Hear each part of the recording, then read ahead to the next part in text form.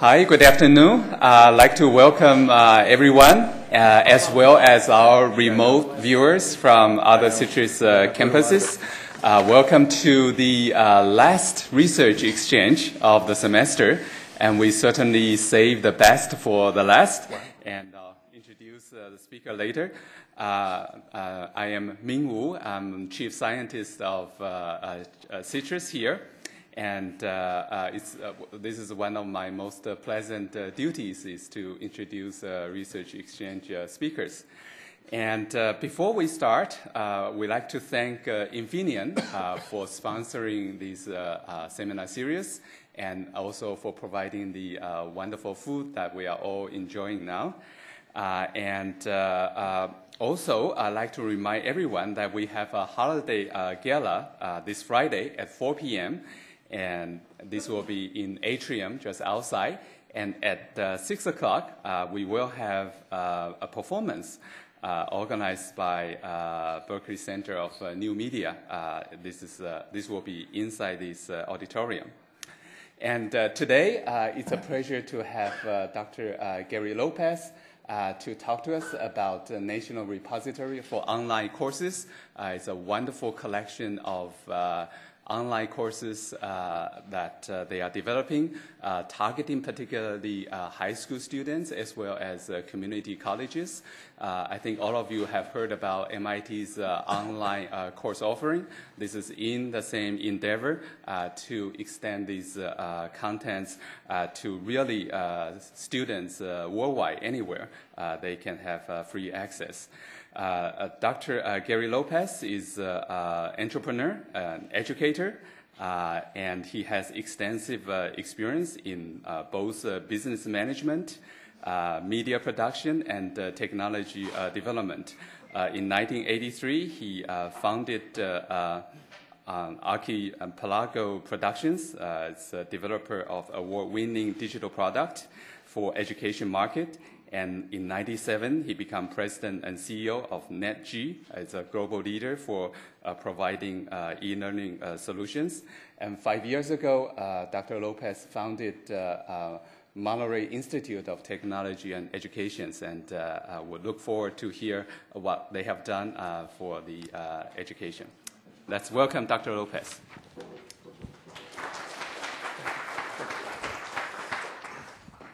Thank you very much. First, I want to thank CITRIS for inviting me to speak today. It's quite an honor. I have to tell you, I live in Southern Oregon, and I drove here last night. I have some other meetings I was attending last night, but as I was driving here, I was concerned about who is actually going to show up for my presentation on this project we're doing, because not infrequently the crowd for this is pretty small. And so my mom lives in the area. I was considering actually having her show up as basically a seat filler to try to increase the size of the crowd. And then when I got here, I realized they're serving salmon today. I mean, this is great. So thank you very much for serving salmon and for everyone that came. Appreciate it. Let me tell you about first about Monterey Institute for Technology and Education. It's a 501c3 here in California. I founded it 5 years ago. The mission of the Institute is to improve access to quality education for everyone, lofty mission. And we've been lucky. We've had a support from a number of big foundations in the country to allow us to do a number of important projects. The National Repository of Online Course Project has been funded by the William and Flora Hewlett Foundation for the last 5 years. I'm going to talk about that today. That one's most germane to the topic of access. We've recently also received a very generous grant from the Bill and Melinda Gates Foundation to build a new developmental math enterprise for the country. Developmental math is a big barrier for students entering community colleges. You may know that about half the students in the U.S. have to take developmental math to get to credit-bearing courses. It's a big problem, and it's been a big problem for a long time. We're looking to build an enterprise to try to help that along. And we also manage basically a think tank for the MacArthur Foundation to consider issues of digital media and youth, and manage the production of a journal 4 times a year called the International Journal of Digital Media and Learning that's published by MIT Press. We have a lot of other small projects. So that's kind of the scope of what we do at Monterey Institute. I'm going to talk about the National Repository Project today to give you an idea of how this works. NROC is what we call it. Now, I think most folks in the room are engineers, electrical engineers probably. Yeah? Wide variation. I'm not going to talk about engineering today much. It's going to be mostly a conversation about access having more to do with business models and aspects of building multimedia that is more approachable for certain kinds of students. There's obviously the engineering behind this, the electrical engineering, the software engineering is critical to making all this work, and one has to consider all that. I'm going to tell you how we take a lot of the work that's been done and build it into models in which access can happen for students and teachers worldwide. NROC is a project intended to bring together high-quality multimedia-based course content for high school and community college students and make it available to everybody. And the goal of the project was to have this worldwide distribution of this content at no cost to students and teachers. The additional goals were to really focus on underserved students. Along the way, when you're doing work like this, you're going to be finding yourself embroiled in issues of technical standards, so we knew that was going to be part of this. There's an awful lot of projects around the country building course content, and so we thought we might find ourselves bringing people together to sort of pool resources. But this is all part of something called the Open Educational Resource Movement, funded by the Hewlett Foundation for the last almost a decade. Does anybody know about OER, the Open Educational Resource Movement? No? Let me tell you about it. And also the final goal of this project was to become financially self-sustaining. And that's important because it really puts pressure on this to build it in such a way that you can make OER happen, make it free, but pay for it, right? OER started in 2002 as part of it came out of a conference at UNESCO on higher education in the developing world. The idea is that there should be no barriers to anybody that's breathing to be able to get to quality education. It should be free. It should be a birthright. And they called it Open Educational Resources. The Hewlett Foundation began funding projects to explore this about 10 years ago. Among the notable ones are the MIT Open Courseware project. They're in the bottom corner. You guys know about that? Yeah? And you know MIT for the last 5 or 6, 8 years has been amassing materials that are germane to the curriculum at MIT and making them available for anybody to use. And right now I think they have maybe 1,400 courses up. Courses meaning maybe sometimes it's just the syllabus, sometimes it's more stuff, but it's a lot of material. So that's really aimed at research universities primarily, especially, I mean, Berkeley probably, lots of folks using this stuff, finding out what's going on at MIT. Another project was funded by Hewlett at Rice University called Connections, and it's more of an exchange of content. People can go and put their stuff there, and other people can use it. They can change it, refile it. And so it has a lot of education. It was started by another engineer. And so there's lots of engineering material there, but then there's lots of other stuff too. But again, it's more of a broad selection material, but there is some specialties there as well. Our project is represented by the top part of this image. It says Hippocampus. That's our OER site for the NROC project. Our project was aimed at providing high quality materials for high school students and community college students. So we're different than the other ones. Our focus was really different. And one of the other differences in our focus was that we needed to make this financially self-sustaining. The other projects were funded to get it out there, and ultimately they'd find ways to get it paid for via the university, perhaps other ways. But our project from the beginning was to build an OER but make it financially self-sustaining, which is a challenge. And it came in part because of our background. We're all academics at some point in our lives, but we've been in business. Our group has been in business doing things for a while, so we seem like a good group to try this out. Here's the basic model we started with.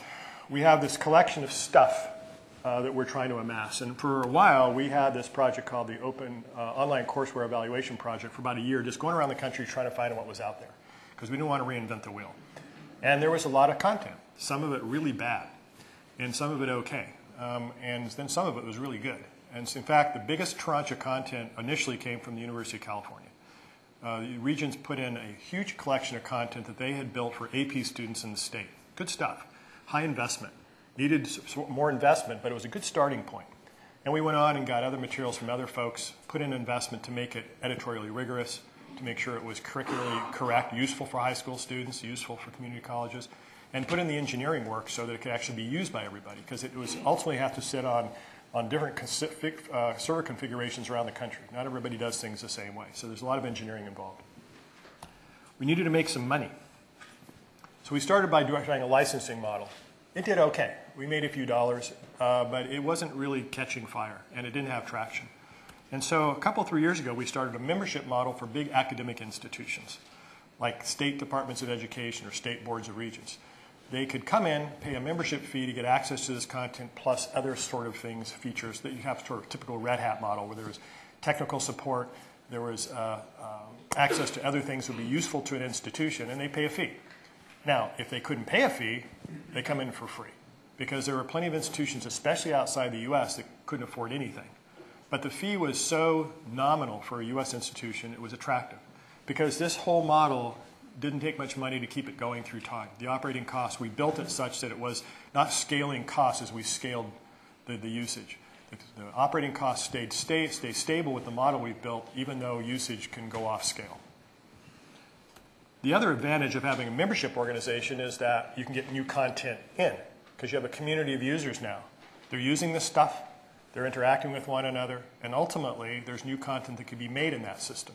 So this is a pretty good deal, because we knew we needed new content through time, and the capital costs for making new content were just huge. Just so you know, typically a course in this repository costs about $1 million to $2 million to build, and then maybe $25,000 a year to maintain from all the things that it costs. So it's a lot of capital. So if we can find a community to build things, that's good. And finally, we needed a way to make it an open educational resource. I know we are, right? So we built a website called hippocampus.org. There's several others that we've put up. That's our main site. And at Hippocampus, any student, any teacher, any person from the general public can come and get access to all of this stuff. Don't have to sign up. It's there for you to use. And it's been correlated to things like the state frameworks and all the 49 states that use them, all the popular textbooks. It's all there in a way in which you can get it and actually make it useful for the courses you're taking, if you're a high school student, if you're a community college student, or if you're a student anywhere actually in the world. Okay, so that's a basic overview of the model.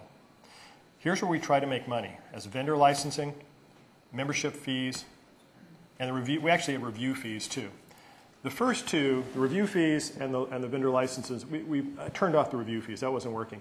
The vendor licensing, it's still kind of a little taste of that still going on, but the real revenue for supporting this is membership fees, and sometimes it's not money at all. It's simply an exchange of resources.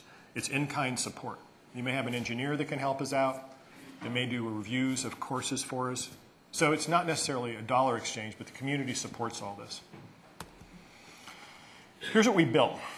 If anybody's looked at open educational resources, you find that not infrequently it's very disappointing.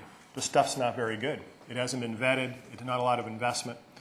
For this stuff to be used, especially by high school students and community college students, especially high school students, it had to be pretty good stuff, because it had to find its way into traditional systems in the US. So we had to make sure we invested so that it was curricularly relevant content for both for high schools and for community colleges, which meant editorial investment. It had to be flexible, right? Because not everybody teaches a course the same way. And so the architecture of building this software had to be such that people can move it around, and not with special tools. So basically it's a flash object architecture where the editorial decisions about the size of the object are germane to how people actually teach in the US. That customization had to be able to be done by an instructor or a department or a state. Textbooks are still the way people go in the US, so it had to be correlated to textbooks as well. It could be potentially a supplement to a textbook, but alternatively it could be a replacement for a textbook too, and knock the textbook costs out of the budget. And finally, it had to be a teaching tool, not just stuff, because this is for teaching. And not infrequently, open educational resources are stuff. They're not really intended for teaching. If somebody amassed this material. So we really thought about this. Here's how we made the investments. And so for the value proposition, I'll give a business term for you, the value proposition for instructors is that it was media-rich, editorially rigorous. It's so media-rich, you aren't going to do this yourself. You couldn't possibly. You don't have the skill set, you don't have the dollars, nor could an institution. You're not going to spend $2 million to build a single course. It had to be instructionally sound. But there's values for the institutions, too. Does anybody know what a content management system is? Do you guys know what, you have Blackboard here on campus? You have Moodle? Sakai. You have Sakai. Sakai is a content management system. And if we're going to distribute this stuff nationally, it has to be housed not infrequently in some content management system. Sakai is a open source system that's actually University of Michigan and Berkeley, and there are several campuses that use that. And then there's several others. So the engineering had to be there to make this work within a content management system. Had to be customizable, had to be correlated, and it had to be complete. What we heard from teachers especially was that it's nice to sort of pick around and find thises and that's. I'm a biologist, I want to find something in photosynthesis. But I'd really like to look at I want to look at respiration too. And here's how I lay out my course. I don't want to have to find individual pieces. I want it all in front of me. And then I cherry pick the stuff I want. So we had to build out these pieces so they were complete. So not infrequently, something would come into our repository that was missing stuff. So we had to build it. So we have an editorial team on staff. We have engineers on staff to build out the missing pieces. So there's additional investment there. And here's what we built. Currently, there's about 40 courses or so in the repository, and here's the subjects that they support. A lot of AP, a lot of community college foundation courses, and you can see that some of these have been translated into Spanish. We have partners at University of Guadalajara that are doing translations of especially the STEM, the science, technology, engineering, and math subjects. So those are real useful in Latin America. And, and we're growing this repository and maintaining the repository because, as you guys know, every time Google turns over or Microsoft turns over, we have a new version. We're out there scrambling to make sure that media players work, et cetera. So there's a constant upgrading and maintenance to keep up with software changes and hardware changes. And then, algebra has been algebra for a long time, but biology, there's been changes recently. U.S. history, there's a new president, so we had to put that in. Things like that. You guys are really quiet. Any questions at this point? That food was good, wasn't it? Yeah. Okay. This is what the stuff looks like. I'm not sure what to show you here, so we have 40 minutes, right? A bunch of engineers in the room. The material runs a span, as I said, from STEM subjects to other subjects. And not infrequently, it has a presentation, sort of video-based presentation, then a graphic or a text-based presentation. But it also has things like this, interactive exercises. I won't run you through this. This is an exercise where you actually get to deploy ships to sea and do core samples of the seafloor and date them and then try to figure out where the plate boundaries are for plate tectonics. One of my personal favorites, being an oceanographer by training. And so it has that kind of thing. It's the kind of stuff you just don't get typically. People can't afford to do this stuff, right? But it's good stuff. I mean, it's really a way to learn concepts. Let me just play one of these for you. Let's try. This is a U.S. history course. Let's go out to the web and find this, see if it'll play. This is a learning object on the Japanese internment. Large-scale immigration had made America the melting pot of the world, and many of those immigrants were from Germany, Italy, and Japan. Now, with the U.S. at war with their countries of origin, these immigrants faced persecution and suspicion from other Americans. But German Americans and Italian... Get the idea? And so these are chunks, like 4, 5, 8-minute presentations. They are, in the case of U.S. history, it's more of a PBS-style documentary presentation on the video side. Additionally, you can push the text tab, and read it. The same stuff, not the script, but a text presentation. And then there's interactive exercises that go along with this. Let's see, I think this one is on, this is a virtual discussion. 9 weeks after the United States declared war on the Empire of Japan, Executive Order... So this guy's going to yak away about a point about the internment. And then ultimately when he's done, you're going to choose whether you buy in or don't buy in. And needless to say, it branches and it sort of tries to talk you into another point of view. So it's that kind of stuff. It sort of promotes critical thinking. And so to give you a scale of this, so the U.S. history is broken into about 250 or so of these objects, these pieces. And so an instructor can rearrange these, put them in the order in which they went, omit pieces they don't want. They can augment these as well. And for a student, it's great because you can go to the website And you can, if you get an assignment in your history book, read pages 120 to 134, you go to the website, you find your textbook among the ones we support, and up it comes, there's the pages, you click on the pages, and out, drawn from our repository, is the content that's germane to that assignment. You can read it, but you also see it this way. Nice. Get it? And it's in Spanish. This is calculus. Antes, hemos aprendido a evaluar una integral definida a partir de su definición como el límite de una suma de Riemann.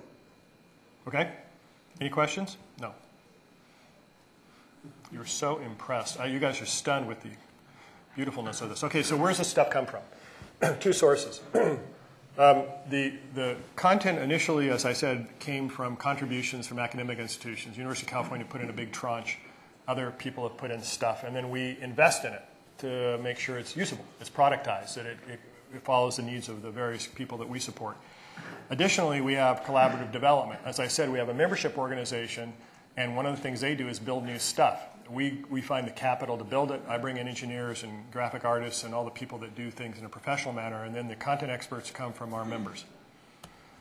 As I said, it's this part over here, the membership. And the membership has grown. Good people, really fun people, that have been coming from all walks of education, from not just educators, but designers and technologists, lots of people that sit around and we work on this stuff together. And it's gotten to be pretty big. In the last 2 years, it's grown to this. I did this so you can't actually read this. What you'll see if you scan this was about 20 of the state departments of education are now members of this organization. A number of boards of regents, some big community college consortia, and it's growing. Despite the recession, and maybe because of the recession, it's continued to grow for the last 6 months. And so there's more and more involvement of membership. A lot of people just kind of come in and take out what they need, but the involvement in the membership is growing, which is gratifying. This is just the membership site. So we're building new member sites. There's all the things you'd have for a membership. We have webinars. We have professional development for teachers, the things you'd expect for that kind of membership. And then we have work groups, people that work on specific. We just published a biology course where the 6 subject matter experts came from 6 different states, different universities, and they were organized by our group, our editorial group, to bring in their content, and we built it. What do they do with all this stuff, especially the institutional level? You can see how a student can use this, right? I mean, that's pretty clear, and you can see how a teacher could use this. But institutionally, what do they do with this? Well, different things. And we're learning about how this is being used as well. The state of Oregon, for example, wanted to improve the amount of digital content that was part of their system. So they are one of our members, and they've decided to take this content and roll that out K-20 in the state. And so initially, it came out to about 100 high schools, and now apparently what we're told is that the governor's decided he's going to roll it out to 500,000 students this year. So that's a big statewide rollout. It's good because there's a lot of kids for whom this way of learning is way better than the way they were before. It's going to access more kids. And they're going through teacher professional development now. Instructors are now being taught how to use this, ways that, means by which they can improve or change their teaching using this kind of resource. As I said, there's a big problem with algebra in the country too, not only developmental math, but algebra. Do you guys know that about half of the students in the U.S. in 8th grade flunk algebra? How about half? And it's awful. And some states are worse now. There's on average about half. And then credit recovery comes in, which is called summer school, where I came from. And that doesn't work. If you didn't pass the course in 10 weeks with one instructor, you're not going to pass it in 6 weeks with the same instructor. It's probably not going to happen. And so the pass rates for credit for summer school are abysmal. And the people that don't get through algebra in 8th grade carry that stigma to community college, where now they have to pick it up as developmental math, or they can't do credit-bearing courses. And if they don't pass it there, it's bad news because you can't go forward, right? And so, you can imagine a 14-year-old's career ends because they don't do algebra, right? And now they're going to be, condemned to a low-paying job and not getting through college because of algebra. So it's a big problem. Omaha Public Schools, one of the largest in the country, is using this content to build credit recovery programs. and attacking the problem differently, getting to students with online courses, giving students with this kind of digital presentation. And it's working, really working. And then the model is working so well that a lot of other states are picking up on the Omaha approach and doing it themselves. People have talked about building digital repositories for a long time. Our content is now being used in a number of efforts, including this one in Orange Grove in Florida, to seed digital repositories of content that academics can use worldwide. Starting here in the US for a lot of them, out in Europe as well. And then textbooks cost a lot, right? I've been to the bookstore recently. And so there have been a few efforts, this one at the Colorado Community College is online, to eliminate textbooks and replace it with this content. They started with U.S. history. They stopped buying the $130 textbooks, and now it works so well they're using this for all their courses in which we have content to reduce costs. It makes sense. The revenue side of this. This is how it's been doing. The revenue model, as I said, has been primarily membership. And how much is it? A typical state will spend between as little as $25,000 to $100,000 a year to be a member of this, depending on how they use it and how many servers, that kind of thing. And so the state of Oregon is rolling it out across the state for $50,000 a year. So if you amortize, if you put that over the number of students, it ends up being a fraction of a cent a student a year for access to everything, which is pretty attractive. And so they've been lining up and paying this. And so right now the project could keep itself going in perpetuity for about $800,000 a year, maybe $1 million. I'm not sure right now, but somewhere in that ballpark. And we're about 600. We'll probably eclipse $700,000 here before the end of the year, and an annualized sum. And I think this thing will get past break even financially by the spring. I'm still tweaking the business model. We're playing with it a little bit, but I think it's going to make it. Why is that important? Because if you can find these models, a number of them, if these models work for open resources, we can do a lot of other things too, not just this. Getting back to the business model, this was the starting point, right? It's an open educational resource. How is Hippocampus doing? Well, it's been up for a couple years. Has anyone seen Hippocampus? Oh, shame on you. When you have to try it. When you hear Gary's speaking, you got to go try Hippocampus. You can say, yeah, Gary, I tried it out. So I expect all you to be punching into hippocampus.org right now, checking it out. It's doing pretty well. It was launched a couple of years ago. This is the growth. This is actually about a third of the actual visits. We have it spread over a couple of different sites. But you can see that it's being used, as you'd expect, as an educational resource, because there's Christmas, and there's summer, and there's Christmas, and there's summer. And there is the AP exam.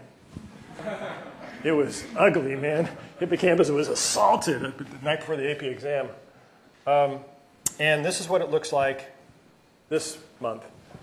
We do about 300,000 visitors, which is not a lot of visitors. It should be more. You should tell people to use this thing. But the use, does anybody know about web statistics a little bit? The use characteristics are really attractive. Typically for a site like this, or actually most sites, someone comes in and they do maybe a page or two, typically 1 or 2 page downloads. That's an average. And they're on the site for maybe 2 minutes, right, typically. If you go to Facebook or you get much longer uses. Well, that's what happened here.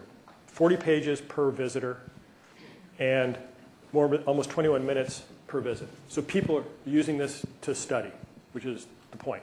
So it's working the way it's supposed to. So even though it only has a few 100,000 visitors, it's actually eclipsing 7 million page views a month now. Sir? The dip corresponds to weekend? Or? Yes. So Saturday, Sunday, oh, I've got to study. Monday, Tuesday, Wednesday, Thursday, Friday, go party. Saturday.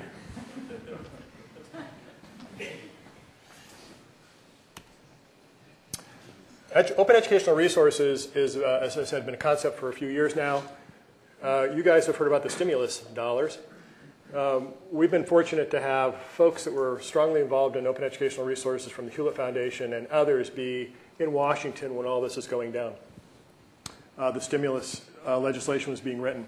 So it turns out that the ARRA funding specifically supports investment in open educational resources.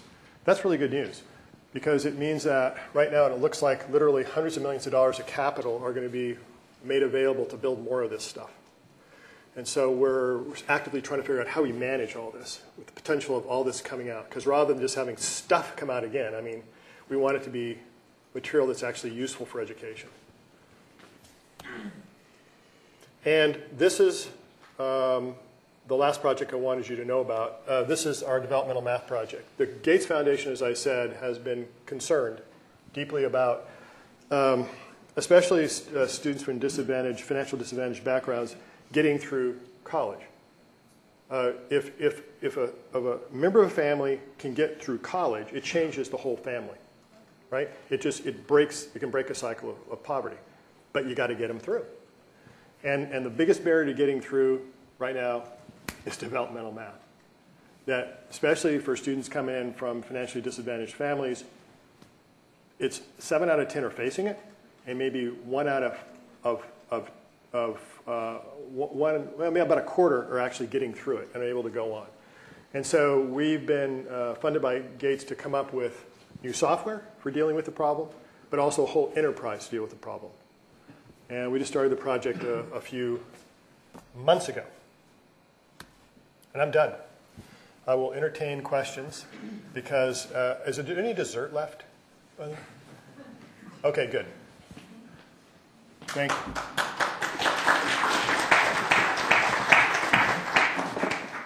So we have some time for questions, and let me get you the microphone so the remote viewer can hear you.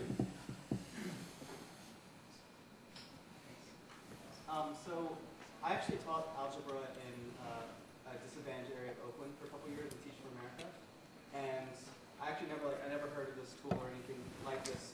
So I was wondering how you were getting the word out to teachers as opposed to just districts, because a lot of times there's not much trust from the teachers to the districts. You've seen that. So I feel like it needs to be a more direct route, maybe to teachers directly. It's a problem. Awareness of this project is a problem. The funding we have is pretty limited. And so I've yet to have a teacher that saw this that didn't choose to use it. It's just getting to them. And so I'm on the road doing this. We're working with teachers' organizations. We're doing all the things you'd expect us to do to make this happen. It's pretty new. It's pretty new. I mean, one of the things that, it's one of the big issues here. You go to a group and you say, well, look at this great stuff. It's the best you're going to see. And they go, well, sure, it's free. How good could it be? And it's almost getting past the barrier of it's free, so how good could it be? It's really a problem. And once they try, they go, wow, this is really good. This is as good as I'm going to get from any publisher, actually better. And so there's that barrier. But then more problematic for us is that the cost of getting the word out and getting a culture moving behind this is probably more times than we've already spent on doing it to this point. So that's a problem. Well, I definitely recommend getting in touch with Teach for America if you haven't. I have. Okay. Thank you. I was just curious, you mentioned the platform for the media flash base, but that it was editable by the instructors in the districts. Is there what's the environment? Is it custom built? No, it's you're installing Flash objects in a learning management system. So the editor is the learning management system. So in Sakai, you'd use Sakai features and functions for doing the editing. And so that's part of the problem. One of the engineering challenges of this is that we have to make it work with Blackboard, Desire to Learn, Angel, Sakai, Moodle, go through the list. They all work differently. And so we have to keep it fairly generic so that it can get installed in the first place. And rely upon the functions of the learning management system to do a lot of things that we'd like to do ourselves, but we can't count on it, right? And then going forward, it's maintaining that content around the version so it gets geometric really quickly. So we got to keep things really simple. So and people contributing to it. People contributing to what? To the repository. Uh-huh. What's the is there a mechanism for that? Is that after you kind of get membership? Yeah, the way people contribute is via the membership organization. That it can be institutional members, but any individual can get in is automatically vested in the membership. You come in free, and so we have probably I'd say about half the people that get involved in building stuff are from sort of institutions that sort of brought them in. The other half are just people that sort of found it, thought this is pretty cool, and then they got involved in the project. So like the biology project, a couple of those people were just their teachers in a district that thought this was something they wanted to work on. And so it's not the kind of project where, it's not like a wiki, where you're going to build something and put it up, right? This is going to go through a process of using real resources and real engineers and graphic artists to build something as a team, to go through a vetting process that the community takes part in, and then put it up. And part of the reason for that is this isn't like Wikipedia. Now, I know anybody in the room would be comfortable having their neurosurgeon having been trained in Wikipedia, right? Similarly, this, no one's going to be comfortable, and no state's going to allow us to put this stuff in play unless it's gone through a heavy vetting process so it can go through a state adoption process. So we have to go through that to make sure this stuff is usable.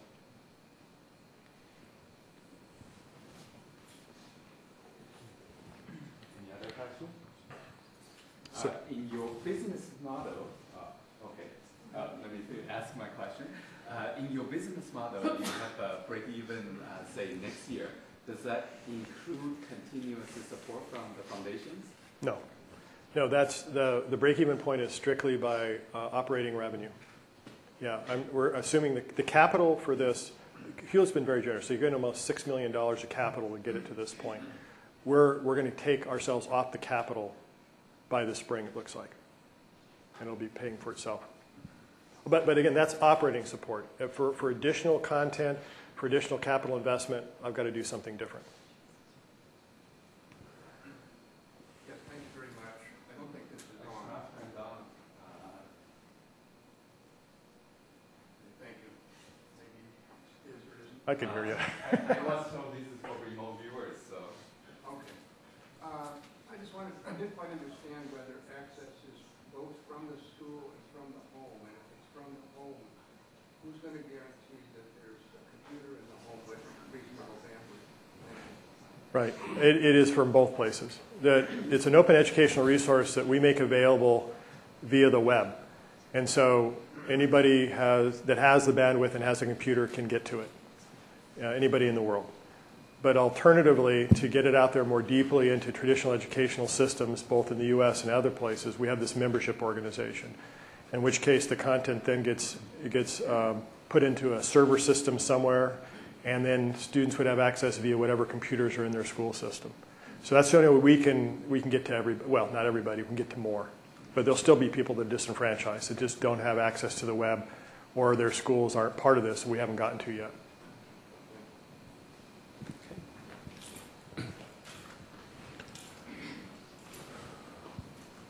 My desktop really looks a lot better than this. I just want you to know. This is a resolution issue here. Okay, not that messy. Pretty messy, but. Hi, I was wondering if anyone has done any type of studies on metrics of performance, how much this system improves success rates for academic goals for high schools and community colleges? No metrics. In fact, you'd be hard-pressed to find metrics just on the efficacy of online learning. There's anecdotal evidence. There's a few studies here and there, but there's just not the body of work around efficacy of online learning that you'd think there would be at this point in time. And so one of the things we're doing now is we're working with the Carnegie Foundation. And actually, one of the things we like to do is give them access to Hippocampus. And give them access to our other tools and use. It's like having Hippocampus is like having a radio telescope, right? We have this place, we have this tool that every day has 15,000 people randomly selected from around the country coming and using the content. And so potentially you could put things up there and learn about efficacy and have a constant stream of data coming back. So we're at that point now. It's time. We've got this working. Now let's find out if actually anyone's learning anything. You know, you'd like to think they are, but I have no data to show you that they really are.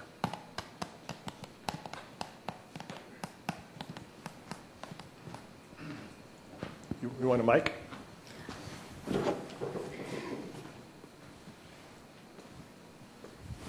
Hi. Who are your competitors in this sector, and where are you positioned relative to them? Can you talk about the strengths and the weaknesses? Who asked that question? They didn't say. Aha!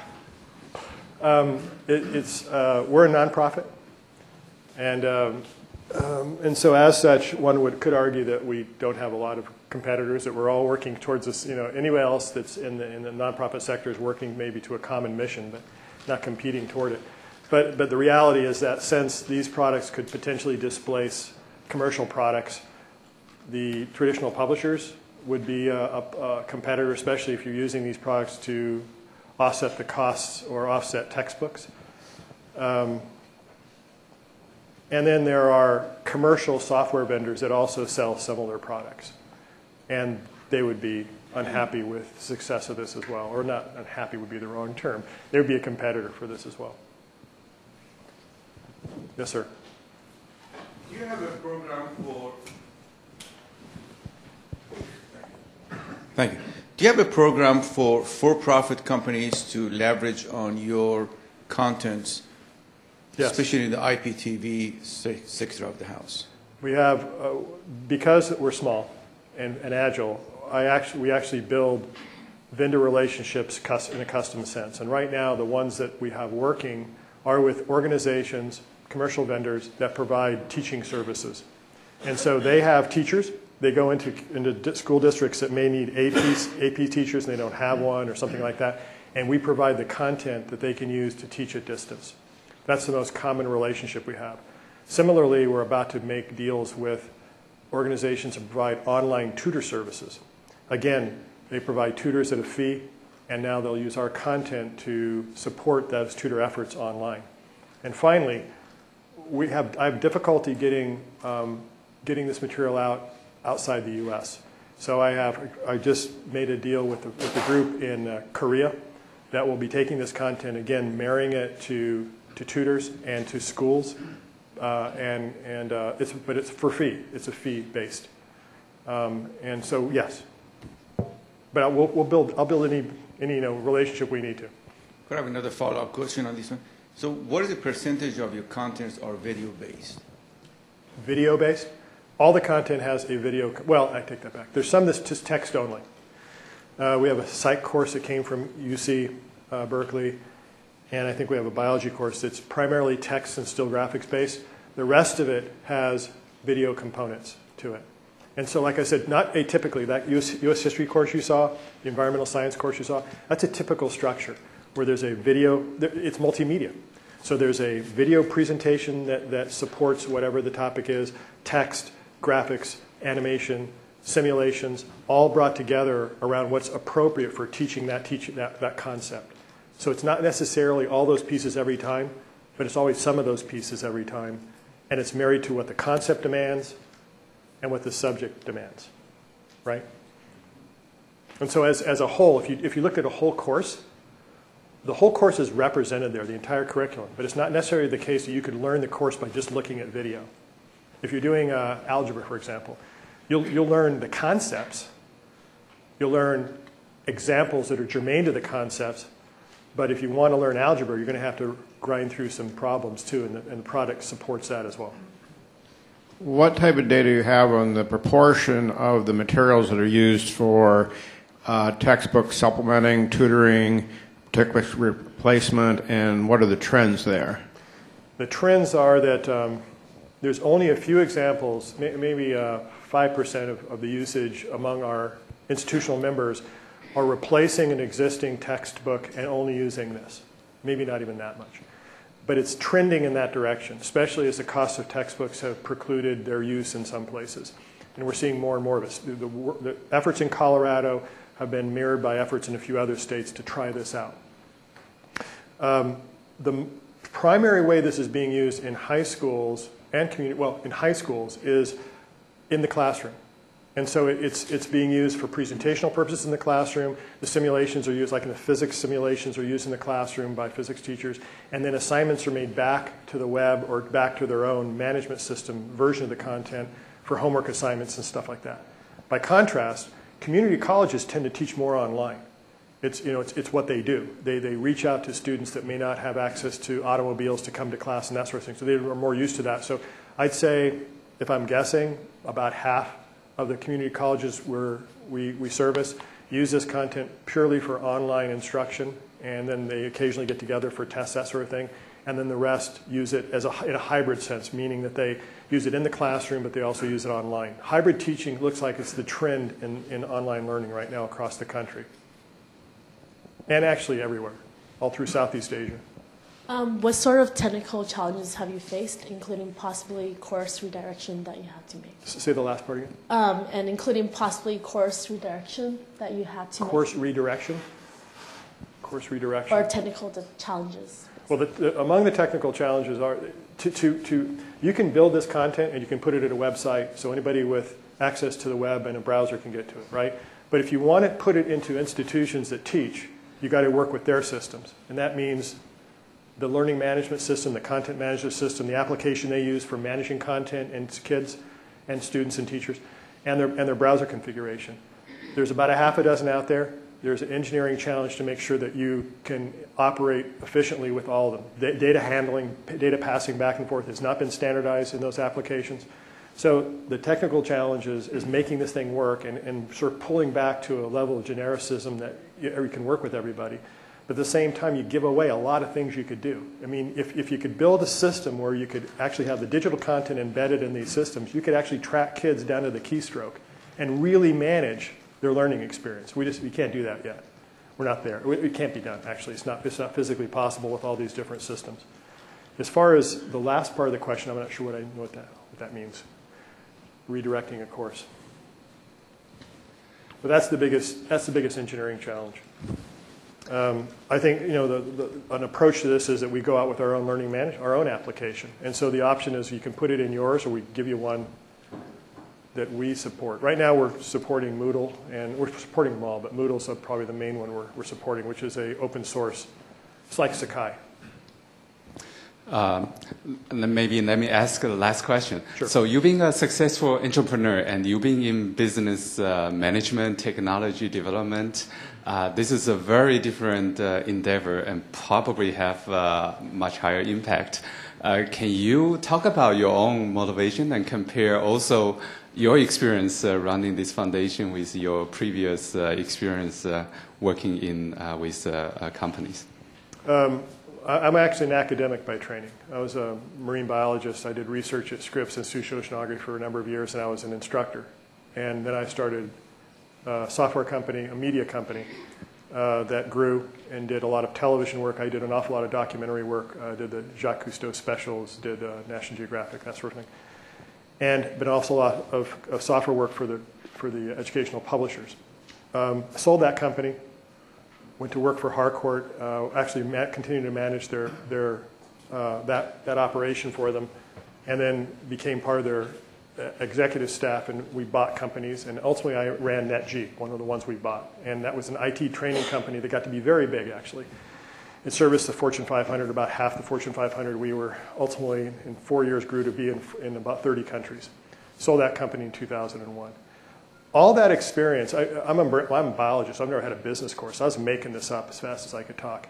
And so it was learn on the job. But when I finished with the last operation, I was dissatisfied with simply pursuing a P&L, a profit loss statement. I'm an educator by training, and so I wanted to get back to that. And a lot of the investments we had made and a lot of the things we had built were pretty good.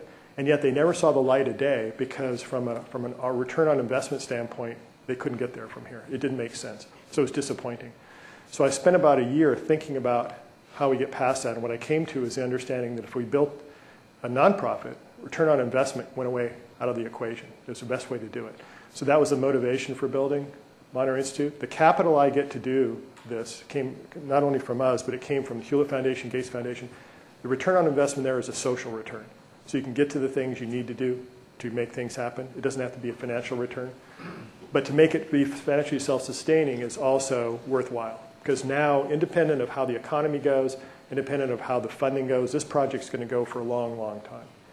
If anybody has been in business or going to go in business, you can go this route, I will tell you, one of the challenges you're going to have is when you wake up in the morning, you got to remind yourself about the mission statement. Because your instincts will come right back to driving the P&L. For the first year, I had to have a little sign above my desk to remind me.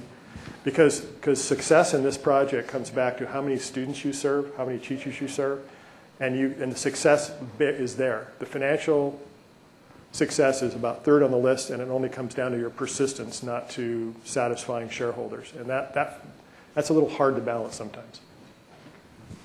Great. Thank you very much. And let's thank Dr. Lopez again.